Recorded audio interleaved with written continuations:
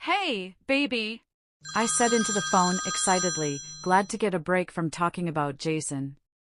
But it wasn't Nolan who spoke, it was Fiona, and she sounded panicked. Miss Jones, you have to come quickly. The joy I initially felt at getting a call from him soon faded and was replaced with a feeling of foreboding. Is Nolan all right? Why are you on his phone? Is he there? I demanded without taking a breath. I wish Nolan could come to the phone now, but I'm afraid he's. She paused, and with each second that stretched out, I couldn't breathe. I know Fiona. Nolan trusts her because she is level-headed and smart, and very little makes her flustered. Whatever happened to Nolan must be terrible if she can't tell me. I forced myself to calm down and tried not to think of the worst. Yolanda had stopped going through the inventory and put catalogs aside as she raised her brows to ask if everything was all right. Fiona, I want you to tell me what happened. She took a deep breath. Mr. Pierce came in today to inspect the new hotel and was having a conversation with the guy working on the plumbing. He didn't know, he didn't see. Miss Jones, no one saw the timber coming down and it. She was crying. My heart dropped and my blood ran cold. No, it's not possible, not Nolan. Without thinking, I grabbed my bag off the desk and pushed the door open, not minding the fact that my legs were shaky and my heels were wobbly. Behind me, Yolanda was calling my name, but her voice sounded faint as if it came out from the end of a deep tunnel. I couldn't breathe, I couldn't even hear Fiona, who was still talking on the phone. I got into my car in a daze and started the engine, and as soon as I hit the road the tears began to fall. No, Nolan, not now. I cried. Not now and not ever.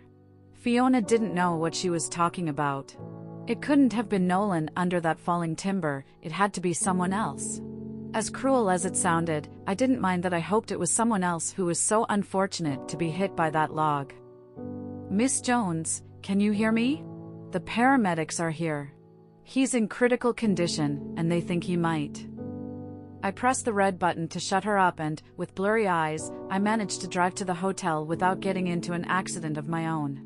As soon as I got out of the car, I discarded my wobbly heels and made my way to the front barefoot. My heart was threatening to leap out of my chest. Was I ready to see this yet? Did I want to see Nolan bloody and struggling to hang on to life?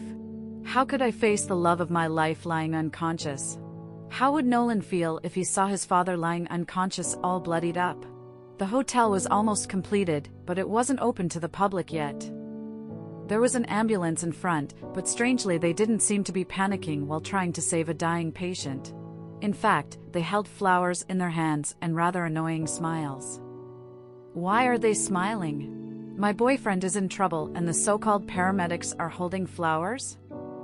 I wanted to scream at them, I wanted to claw their eyes out, but my throat was lumped, and my feet felt like rubber. If I didn't see Nolan and confirm for myself that he was going to be fine, I'd die. The front door opened and there in the lobby was Fiona, but she wasn't crying. On the phone, she sounded so terrified, and here she was with barely a tear in her eyes. What is going on? I demanded. Nolan is upstairs, was all she said, and there was a glint in her eyes. I didn't stop to query her strange behavior. I went past her and followed the stairs and almost ran into a couple of maids carrying trays and towels. Good morning, Miss Jones, they greeted. I frowned and watched them go downstairs. They were smiling, and they nudged themselves as they went down. I don't get it. The hotel isn't open yet. What was happening? Only one way to find out. I continued to climb until I got to the 10th floor. There was an attendant supervising the job going on in a room, and he bowed and greeted me. You might want to use the elevator, Miss Jones. Mr. Nolan is in the first suite. I had forgotten about that in my haste. I took the elevator. First suite. As soon as the elevator doors opened, I stepped out and stopped. The hallway was empty, but right from the elevator was a sprinkle of roses. I looked down the hall, my eyes following the red and pink petals that formed a path like breadcrumbs all the way to the half-open door of the first suite. What the hell? I stepped out barefoot and tried not to crush the petals. Maybe this is the wrong floor?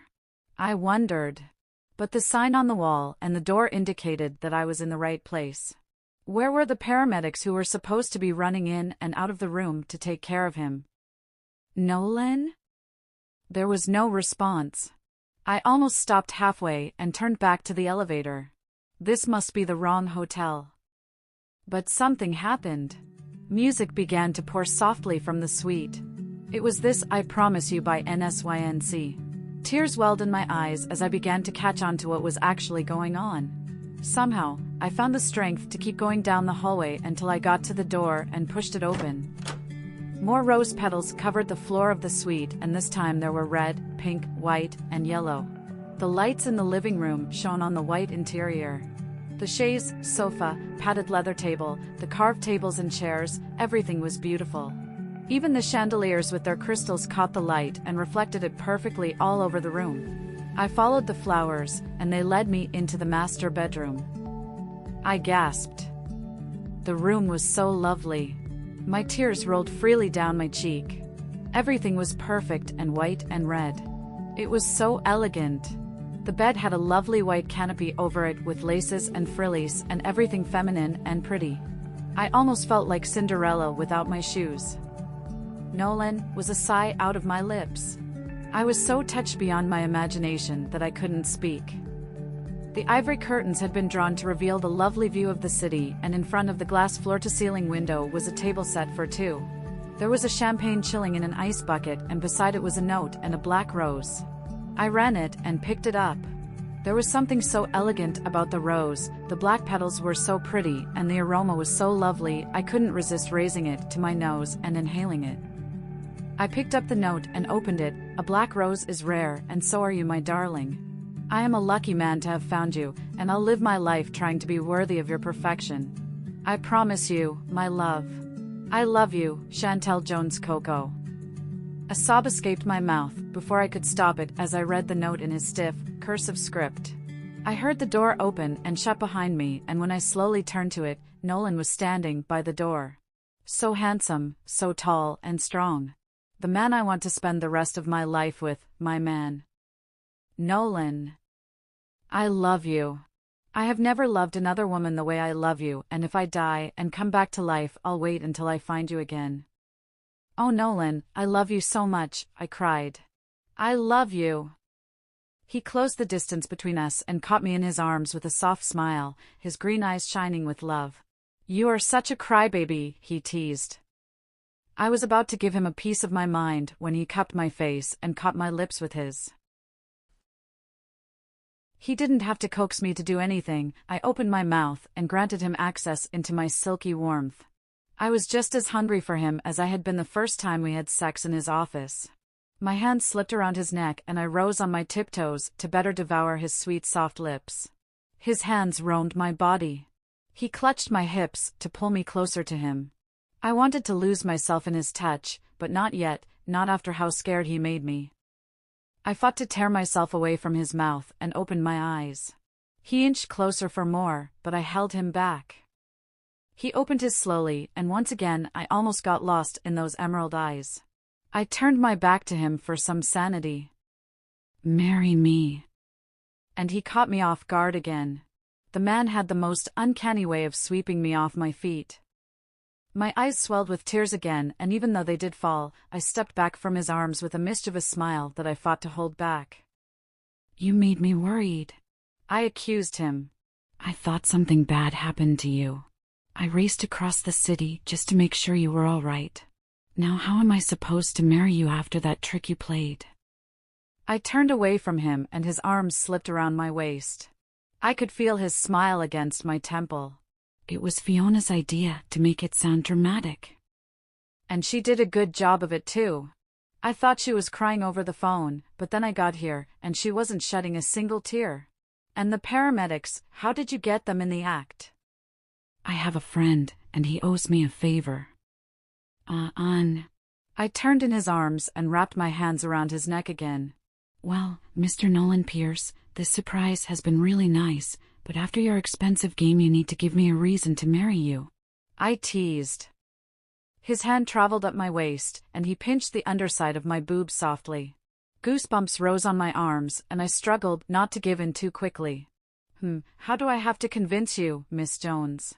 I'll do anything you want. Anything? I'm at your service. I pretended to think. Well, how about we spend the rest of the day here, on that ridiculously huge bed?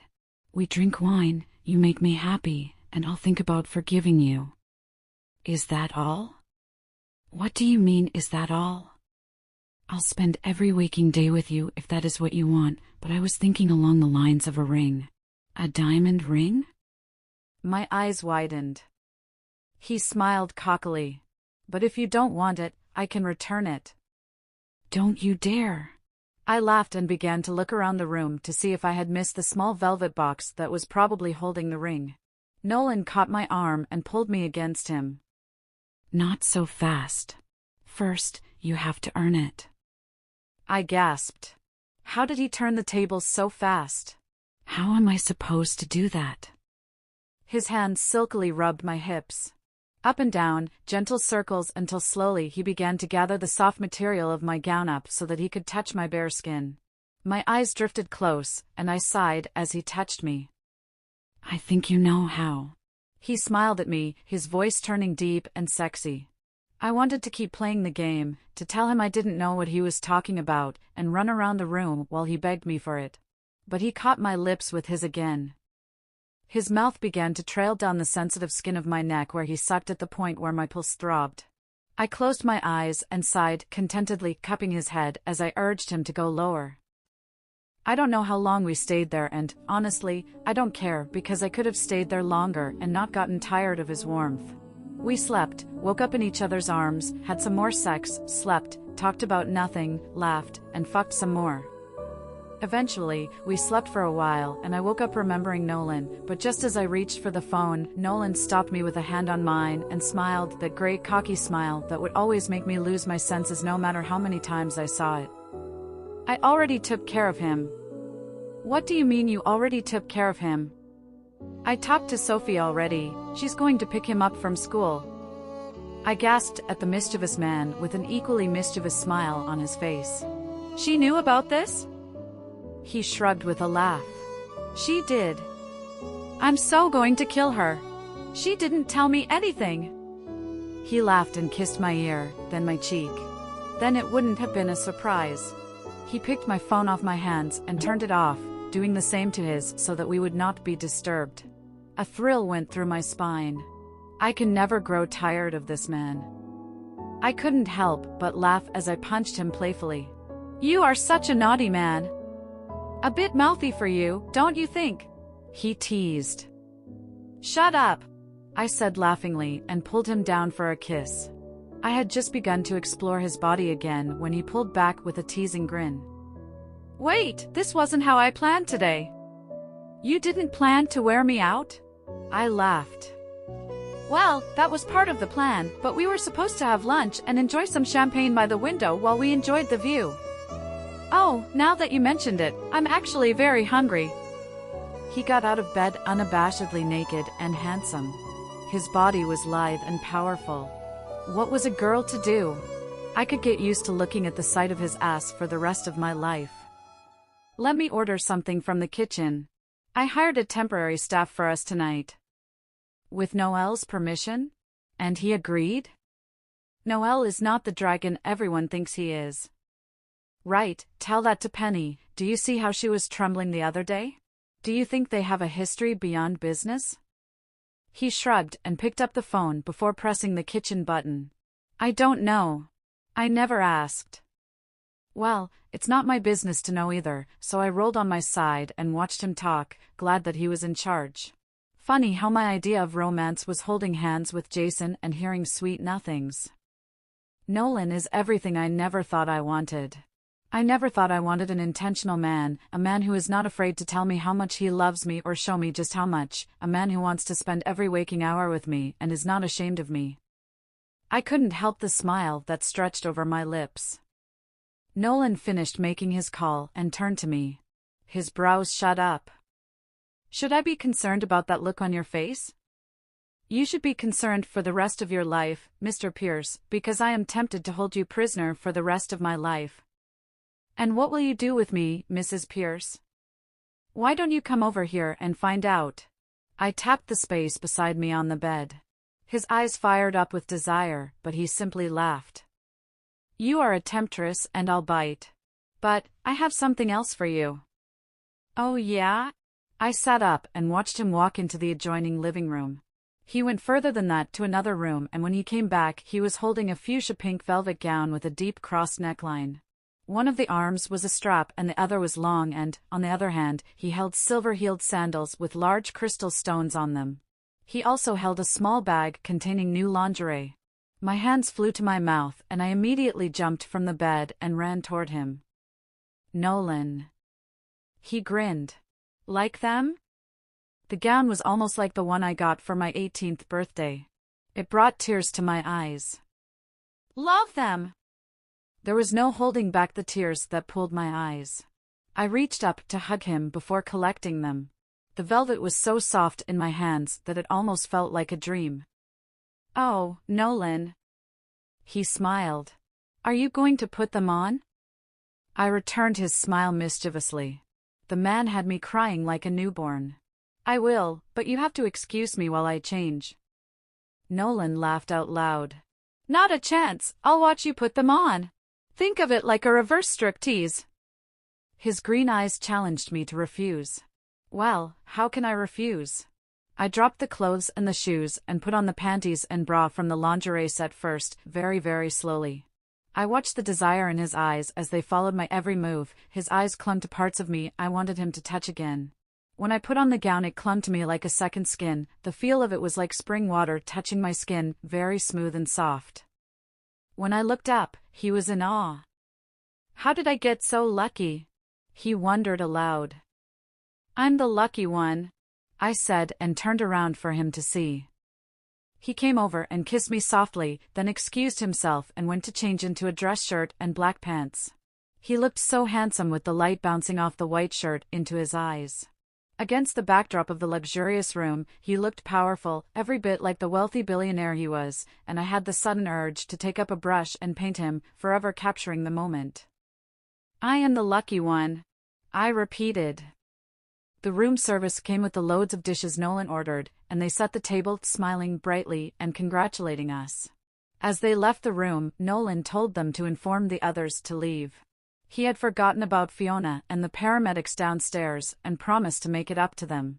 After that, we sat down for lunch, well, almost dinner. I thought I wouldn't be able to eat half of what was laid out, but I surprised myself by eating almost everything. Turns out several hours of moaning and screaming and toe curling makes you famished. Nolan watched me with a smile as he ate. He poured out drinks into champagne flutes, and he made a sweet toast to the best woman in the world. We clinked glasses and drank, almost finishing the bottle of champagne, and by the time we were done I was already on my way to Drunkenville. Then Nolan took my hand, and we danced to the soft music still playing in the room until the sun began to set. I rested my head on his chest and listened to his heartbeat, and he rested his cheek on the top of my head, humming along with almost all the songs. I let myself get wrapped up in his love. Coco? He whispered my name. Yes?